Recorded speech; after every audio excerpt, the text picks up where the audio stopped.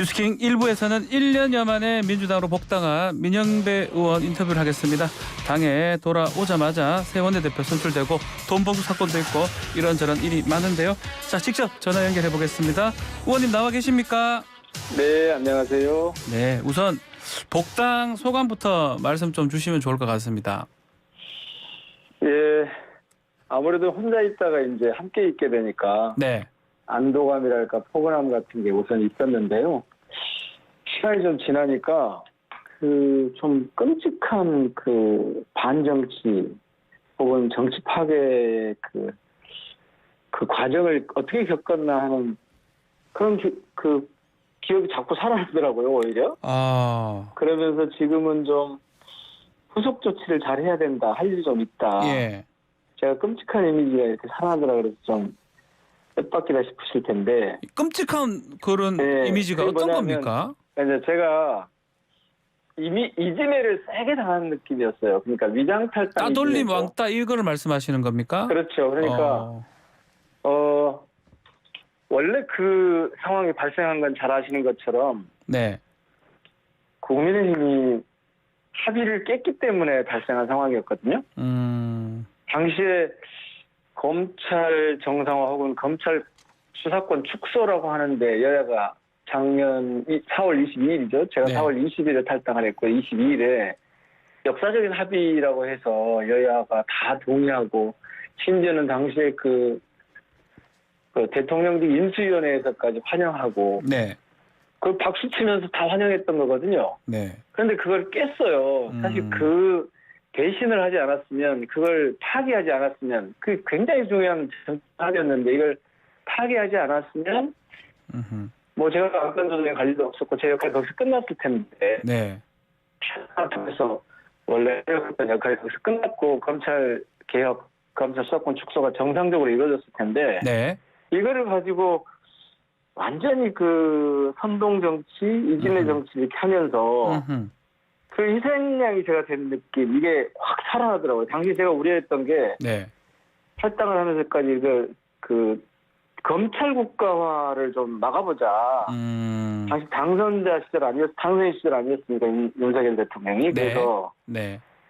이렇게 가면 이게 검찰 국가로 갈 거고, 이게 아마도 그분들은 뭐 검수완박이니 뭐 국민 피해니 이런 말을 하고 있지만 네. 검찰 수사권을 가지고 한국 정치가 굉장히 검찰 중심으로 돌아가는 그런 정치가 되겠구나, 그런 염려 때문에 한 거였는데, 그걸 막기 위해서 한 것인데. 막기 위해서 한 거였는데, 예. 지금 뭐 보시는 것처럼 실제로 그렇게 됐잖아요.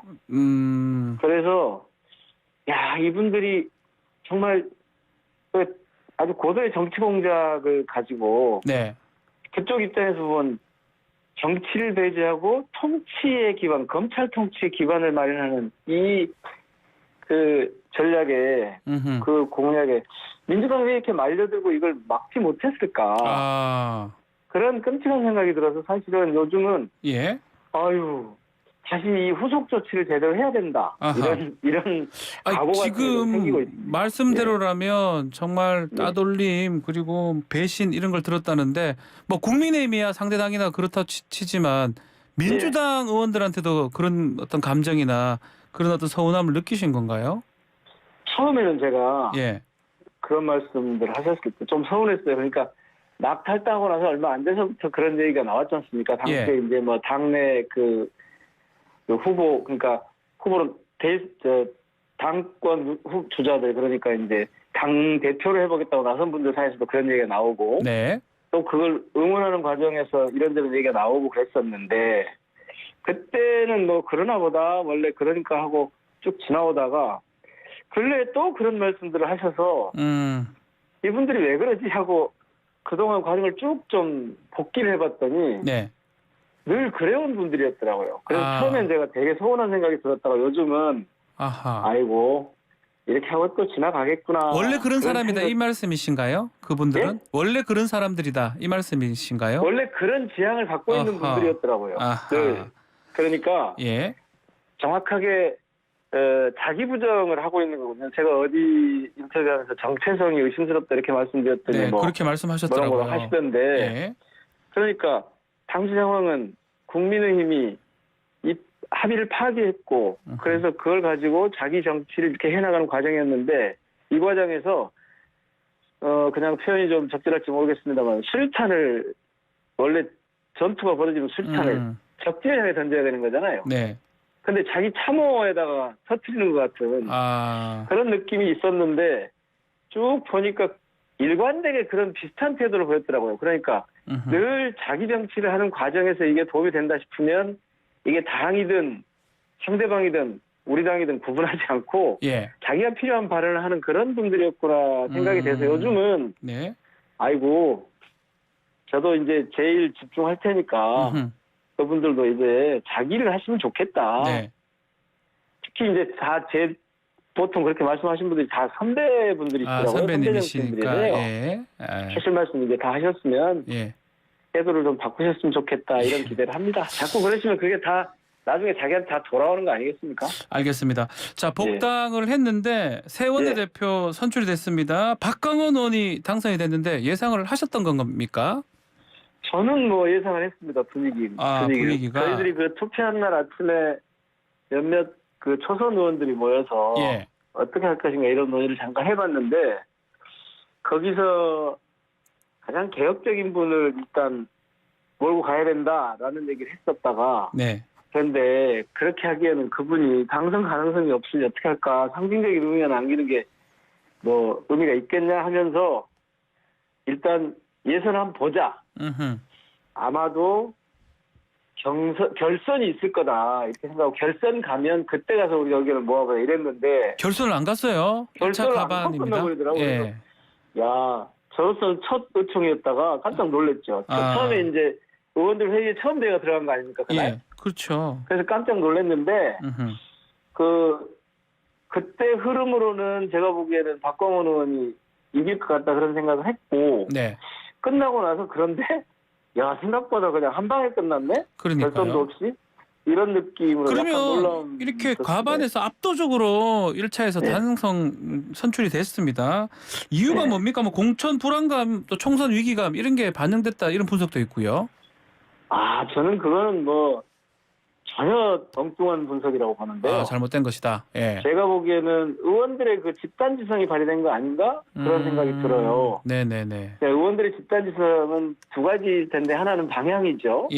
하나는 방향이고 기본적인 동력을 어떻게 가져갈 것인가에 대한 고민이 두 번째라고 보는데 우선 방향은 이재명 대표를 중심으로 잘 단합하지 않으면 안 된다라고 하는 그리고 그것의 핵심은 전투력이 좀 기본적으로 깔려야 된다라고 하는 이런 방향이 있었고 그거는 뭐 쌍특검 그러니까 그 김건희 특검하고 50억 클럽 특검을 패스트트랙에 태우는 과정의 표결 결과를 보면 나타나거든요. 그렇죠.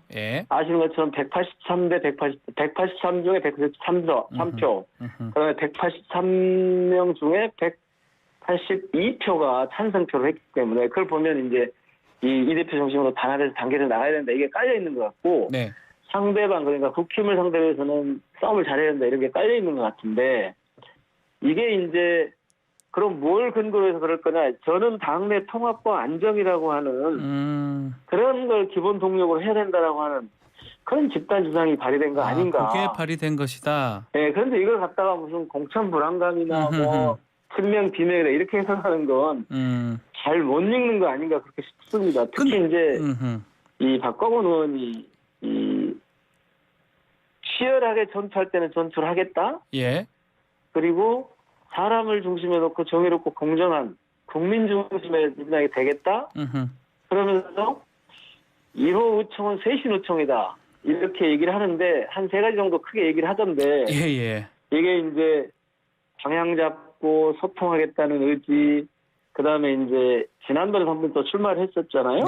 이분이 이제 되게 그 친화력이 좋은 분이라서 그런 통합 뭐 안정 이런 데 대한 기대가 있었던 거 아닌가 싶습니다. 그러면 지금 당원들이나 좀 지지자들은 많이 좀 실망을 하기도 하고 이게 비명계 또 특히 이낙연계의 그 사무총장을 또 했던 경험이 있기 때문에 견제 아니냐 이런 시각도 있던데요. 친명 견제 그렇게 보시지는 않는다 이 말씀이네요. 저희들이 앞서 말씀드린 그 초선 의원들 아침에 모임할 때 박광원 의원도 생각해보고 뭐 황태 의원도 생각해보고 김동완 의원도 생각해보고 이렇게 생각을 쭉 해봤어요. 박동기 의원도 쭉. 한 그 명씩 전에도 후보 한번 한 명씩 생각해 만났었고, 보니까 예. 나름대로 판단을 좀 해봤는데 네. 그와 반대인 것 같아요. 지금 이제 당의 그 지지자들이 특히 열성 지지자들이 지금 전에 말씀하신 것 같은 그런 그 평가들을 하시는 분들이 있던데 네. 이제 저는 이 다음에 어떤 행보를 보이는가를 보면 알 수 있다고 보고요. 행보가 더 중요하다 이 말씀이네요. 그렇죠. 이제 원내 그 대표단을 꾸릴 거 아닙니까? 네. 그래서 일을 해가고 또 무슨 일을 어떻게 가는지 보면 이게 그 다음에 저는 평가해도 늦지 않을 것 같아요. 자, 그러면 다만 이제 가장 좀 있어서 지지자들이 좀 그런 비판을 많이 하시는 것 같아요. 가장 이제 앞으로 이제 사실 많은 분들이 생각하는 부분이 이재명 대표 영장 부분이거든요. 혹시 초고영장 되면 아마 어떻게 할지 이 부분이 가장 아마 첫 번째 아니면 가장 중요한 저는 그 행보 대목에 같아요. 대해서는 예. 두말할 필요도 없다고 봅니다. 예. 그 저희들이 사실은 조금 전에 말씀드린 것처럼 이리저리 좀 고민을 해봤을 거 아닙니까? 몇몇 초선 의원들끼리 한번 고민을 해봤는데 아마 원내대표가 그렇게 이걸 제대로 막아내지 못하는 그래서 이전에 무슨 비명 친명 이런 식으로 구분해서 거기에 따라서 행동을 하면 네. 바로 아마 그 원내대표 직무를 수행하지 못할 거예요. 어허. 제가 보기에는 예. 오히려 거꾸로 갈 겁니다. 훨씬 더. 네. 그러니까 지금 굳이 그렇게 구분을 해서 전에 뭐 비명이었다 이렇게 말씀을 하시는데 그게 오히려 통합의 동력이 되고 이것이 투쟁의 동력이 되는 방향으로 이분이 가지 않을까 그렇게 기대를 해봅니다. 만약 거기서 벗어나면 네. 당내 의원들한테도 물론이고 민주당 지지자들한테 견뎌낼 수 있겠습니까? 제가 보기엔 견뎌내지 못할 것 같은데. 그러면 이제 개팍 이제 사실 상관없다고 말씀하시는데 예. 지금 이낙연 전 대표 뭐 출판도 하는 것 같고 정계 복귀도 할 수 가능성이 있는 것 같습니다. 혹시 어떻게 예상하고 있습니까? 또 광주 지역구니까 뭔가 들은 바가 있으신지요? 광주에서는 네. 지금은 그 정계 복귀 하시는 거에 대해서 제가 뭐 일일이 다 들어보진 않았습니다만 느낌상으로는 네. 광주에서 이렇게 여론조사하는 결과가 나오거든요. 보면 민주당 지지가 압도적으로 높고 그리고 차기 그 지도자가 누가 바람직하다고 보느냐, 호남을 대표할 지도자가 누가 바람직하다고 보느냐 이런 걸 보면 네. 뭐 비교가 안 될 만큼 이재명 대표 중심으로 여론이 형성돼 있어서 아하.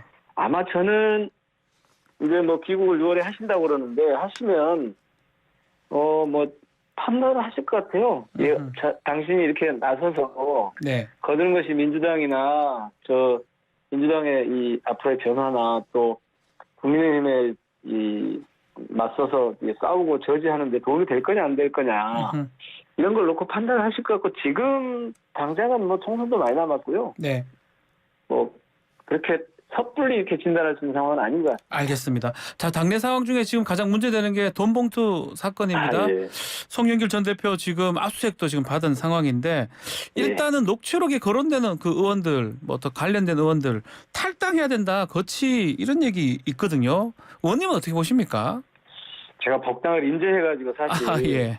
그런 문제를 뭐 말씀드리는 게 좀 섣불러서 네. 그런데 이제 제가 그냥 개인적인 차원에서 밖에서 보기에도 그랬는데 네. 저 문제를 푸는 기본적인 방식은 제가 표현을 하자면 주권자 시민의 눈높이에 맞도록 해야 된다. 시민의 그러니까 국민들 눈높이. 눈에서 보기에 예. 저게 이렇게 처신하는 게 옳겠다라고 하는 방향이 있을 것 같은데 그거는 두 가지인 것 같아요. 하나는 신속해야 된다. 네. 이거 질릴 거면 안 된다라는 게 하나 있는 것 같고 또 하나는 조금 이거 뭐 단호하게 엄정하게 해나가야 된다. 그런 관점에서 그런 걸 기준으로 해서 보면 답이 보이지 않을까 싶은데요. 그런데 이제 송 대표가 그랬잖아요. 예. 자신의 책임을 분명하게 탈당 선언을 했잖아요. 예. 그래서 저는 이 문제를 회피하지 않고 정직하게 돌파하지 않을까 이런 생각이 있고 연루돼 있는 분들도 실제로 자신이 그렇지 않았다면 싸울 것이고 네. 실제로 연루가 돼 있다면 그런 판단을 비슷하게 하지 않을까 싶습니다. 알겠습니다. 네. 그런데 이제 한 가지는 이게 자꾸 그 검찰이 수사권을 가지고 장난치는 것, 네.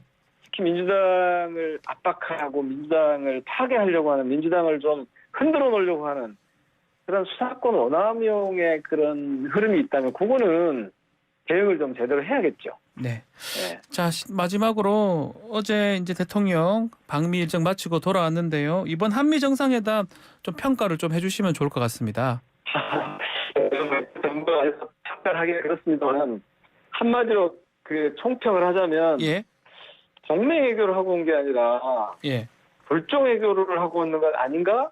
이런 평가가 있는 것 같고요. 예, 특히 그 외교라고 하는 것이 제가 보기에는 그 기대나 희망의 영역이 아니거든요. 네, 문제는 국제정치인데 좀 이런데 좀 네. 이런 생각이 들고 세 가지로 구분해서 볼 수 있을 것 같아요. 우선 네, 주권 외교. 네, 이거 이제 도청 문제 같은 걸 혹시나 해명하고 와야 되는데 말도 못 꺼내고 네, 온 것 같고 실패죠. 네. 경제 외교.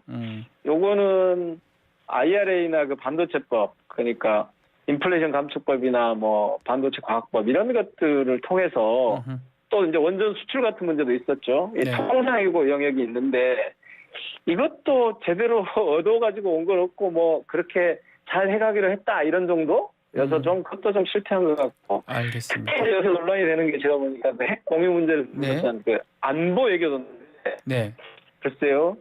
이 부분에 대해서는 무슨 생각이 들었냐면 예, 아니, 어떻게 포장을 해도 그렇지 저렇게 대통령실에서 핵 공유다 이렇게 하는데 바로 저쪽에서 그냥 공유 아니거든 아니다라고 하면 했죠. 예. 이거 굉장히 낯두어서 실체감 없는 외교 성과를 저렇게 자랑할까 좀 실망감이 큽니다. 네. 알겠습니다.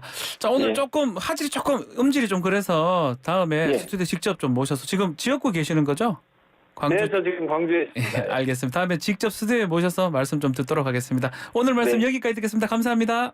고맙습니다. 민영배 더불어민주당 의원과 함께했습니다. 1부 마치겠습니다.